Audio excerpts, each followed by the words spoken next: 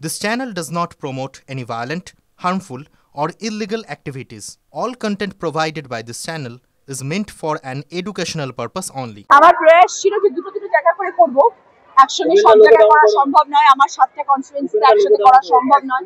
কত বড় উদ্যোগ নিয়ে এগোতে এখনো পারিনি, তাই আমি ধীরে ধীরে করছি, দুটো করে জায়গা করে করছি। কালকে ধনিয়াখালীতে করেছিলাম, আজকে আমি চুচুড়াতে করছি। কালকে ধনিয়াখালীতে আমাদের চক্ষু পরীক্ষা হয়েছে এবং তার সাথে আমরা আর্টিফিশিয়াল লিম্ব দিয়েছি সবাইকে। আজকে আমাদের all over full body diagnosis সেন্টারের মতন আমাদের খোলা হয়েছে, যেটা এখানে স্বাস্থ্যর সব রকম পরীক্ষা যাতে হয়, ব্লাড প্রেশার থেকে সুগার থেকে তারপরে তোমার চক্ষু পরীক্ষার অ্যারেঞ্জমেন্ট করা হয়েছে। সব রকম টেস্টিং এখানে হচ্ছে আজকে এবং আশা করি মানুষ উপকৃত হবে। ছোট্ট একটি প্রয়াস। আমি সবসময় বলেছিলাম আমি স্বাস্থ্য নিয়ে কাজ করতে চাই, শিক্ষা নিয়ে কাজ করতে চাই, শুরু করলাম। আগামী দিনে আশা করি সব জায়গায় যেতে পারবো এবং সবার জন্য করতে পারবো। একেবারে যে জোরালো ব্যাধিগুলো ধরা পড়বে সেগুলো কি একেবারে নির্মূল করার জন্য কোনো ব্যবস্থা থাকবে? আমরা নিশ্চয়ই চেষ্টা করব। তার জন্য যেখানে তাদেরকে রেকমেন্ড করা উচিত, যেখানে যাদের পাঠানো উচিত, সেখানে আমরা তাদেরকে রেকমেন্ড করে সেখানে পাঠানোর ব্যবস্থাও করা হবে। দিদি, অভিষেক বন্দ্যোপাধ্যায় এরকম স্বাস্থ্য শিবির করেছিলেন, তারপরে সেখান থেকেই অনুপ্রেরণা কি? একদম, উনি তো আমাদের পথপ্রদর্শক।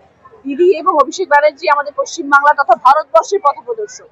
তাকে দেখে আমরা অনুকরণ করে চলি এবং তার সান্নিধ্যে আমরা রয়েছি। ন্যাচারালি আমরা সবাই ভালো কাজ করবো পশ্চিমবাংলার জন্য। লকেট চ্যাটার্জি বিগত যে সাংসদ ছিলেন, সে কি স্বাস্থ্য ব্যাপারে কোনো রকম কাজ করেননি, তবেই কি স্বাস্থ্য বললে বলতে পারবো না। আপনারা সবাই কারো ইন্টারভিউ নিয়েছেন, আপনারা সবাই বলতে পারবেন তিনি কি কাজ করেছেন। আমি জানি না, আমি আমার কাজ করতে এসেছি, আমি আমার কাজ করবো। আপনি শহর থেকে সকলের একটাই আবেদন যে চুচুড়া হাসপাতালকে মেডিকেল কলেজ করা হোক, সেটা আপনি বলেছিলেন, সেটা কবে হবে?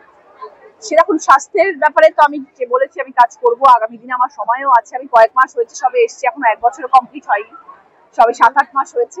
আগামী দিনে আমি নিশ্চয়ই চেষ্টা করব, দিদির সাথেও আলোচনা করব এবং আমার চুচুড়া শহর শুধু নয়, তার সাথে বাকি 6টা জায়গাও যাতে ইকুয়ালি বেনিফিটেড হয় এবং স্বাস্থ্য নিয়ে তারা যাতে কোনো রকম ক্ষোভ প্রকাশ না করতে পারে, সেই চেষ্টা আমি চালিয়ে যাবো।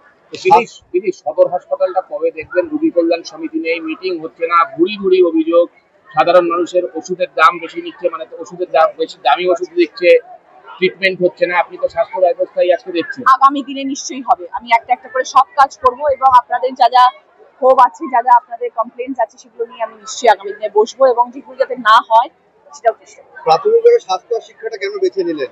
সেটাই মানুষের সবথেকে বেশি প্রয়োজন। শরীর ঠিক থাকলে জীবনে লড়াই করার যোগ্যত পাবে, আর শিক্ষা থাকলে জীবনে বড় হতে পারবে। এই দুটো সারা জীবনে কি দরকার বলো তো? শিক্ষার তো বর্তমান অবস্থা খুব খারাপ। 31শে ডিসেম্বর পর্যন্ত মাননীয় মুখ্যমন্ত্রী সময় একটা দিয়েছে।